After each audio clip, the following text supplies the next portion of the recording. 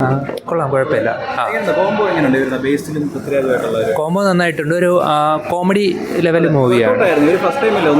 Combo workout ആയിട്ടുണ്ട്. ഗുരുവായൂർ അമ്പല നടയിലായിരുന്നു കണ്ടേ? എങ്ങനെയുണ്ടായിരുന്നു? നന്നായിരുന്നു.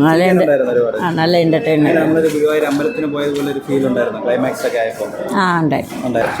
വർക്കൗട്ട് ആയിട്ടുണ്ട്. നായികമാരൊക്കെ എങ്ങനെയുണ്ടായിരുന്നു? നായികമാര് രണ്ടുപേരും അവർക്ക് അവരുടെ കൊടുത്തിട്ടുള്ള റോള് നന്നായിട്ട് ചെയ്തിട്ടുണ്ട്.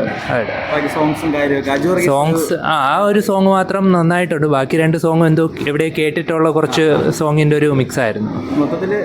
മൊത്തത്തില് ഒരു ആവറേജ് ലെവല് ഒരു കോമഡി ഫിലിമാണ്. രണ്ടുപേരും ഇഷ്ടപ്പെട്ടു. രണ്ടുപേരും ഈക്വൽ. രണ്ടുപേരുടെയും ക്യാരക്ടർ വ്യത്യാസമല്ലേ, അപ്പോൾ രണ്ടും കമ്പയർ ചെയ്യാൻ പറ്റില്ല. രണ്ടുപേരും ചിരിപ്പിച്ചായിരുന്നു.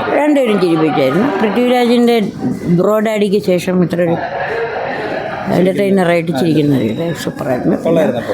ബാസിലിനെ പറയണ്ട, അയാളുടെ എല്ലാ സിനിമയും ചിരിപ്പിച്ചെങ്കിലും നല്ലപോലെ സന്തോഷമായിരുന്നു. ഞങ്ങൾക്ക് ഇതൊക്കെയാണ് വേണ്ടത്. വീട്ടിലുള്ള അറ്റൻഷൻ്റെ ഇടയിൽ വരുമ്പോഴത്തേക്ക് ഇവിടെ ഒന്ന് കരയാനുള്ളത് നല്ലത്. ഞങ്ങൾ എൻ്റർടൈനറായിട്ട്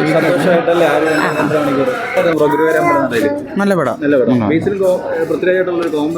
നല്ല കോമ്പോ. നായകന്മാരൊക്കെ എങ്ങനെയുണ്ട്? അനശ്വരി, നിഖിലയൊക്കെ കുഴപ്പമില്ല. എങ്ങനെയുണ്ട് മൂവി?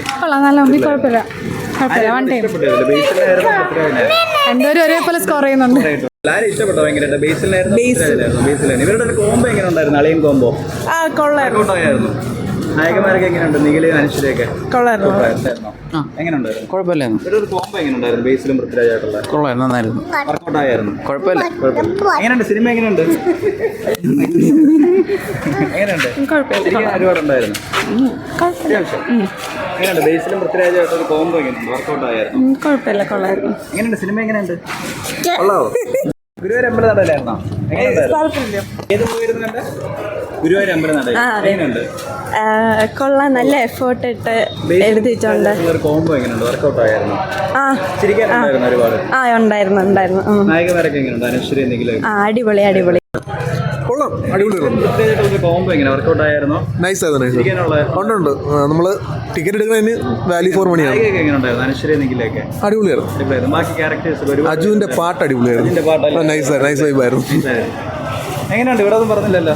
എങ്ങനെയുണ്ട് ഇവരുടെ ഒരു കോമ്പോ? എങ്ങനെയുണ്ടായിരുന്നു? ബേസിലും ആദ്യമായിട്ടാണ് ഇവർ ഒരുമിക്കുന്നത്, അപ്പം ചിരിക്കാനുള്ള ഉണ്ടായിരുന്നു. നായികമാരൊക്കെ എങ്ങനെയുണ്ട്? അനശ്വരി, നിഖിലയൊക്കെ സാരിയൊക്കെ കൊള്ളായിരുന്നു.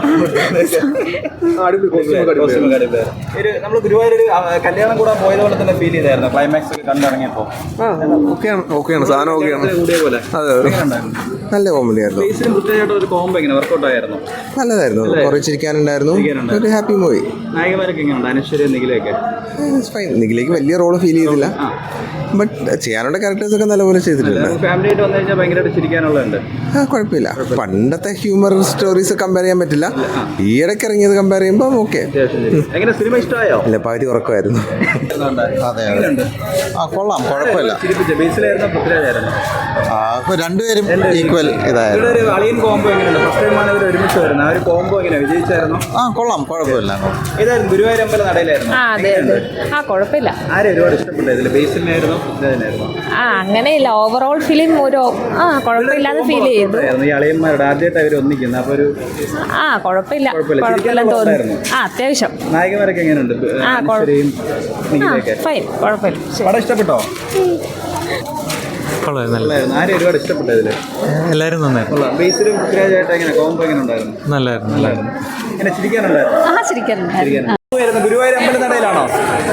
ഏത് മൂവിയായിരുന്നു കണ്ടേ? ഗുരുവായൂർ അമ്പല നടയിൽ എങ്ങനെ ഉണ്ടായിരുന്നു? കുഴപ്പമില്ല. മൂവി എങ്ങനെയുണ്ട്?